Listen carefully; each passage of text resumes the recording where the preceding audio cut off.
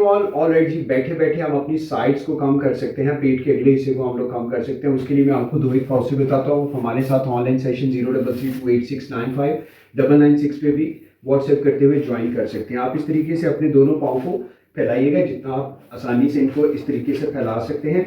एड़ियों के ऊपर रखिएगा अपने पाँव को, और सेम इसी तरीके से आपने अपने राइट वाले हाथ से लेफ्ट और लेफ्ट वाले हाथ से राइट वाले छोटे पाँव की उंगली को टच करने की कोशिश करनी है। सो आपका जितना ये वाला फैट है, सामने वाला फैट है, बाजू का फैट है, सारा ट्रिम होगा। सो देखिए ऐसे 1 2, इसको आपने 3 टाइम करना है 20 रेप्स के साथ। आप इसको कर सकते हैं।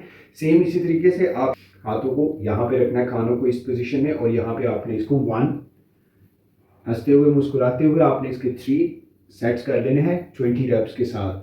सो इसको आप परफॉर्म कीजिए। आप थैंक यू वेरी मच। इस तरह की और बहुत ज़्यादा वीडियोस देखने के लिए हमें फॉलो कीजिए और बाकी लोगों तक इन्फॉर्मेशन ज़रूर पहुँचाइए।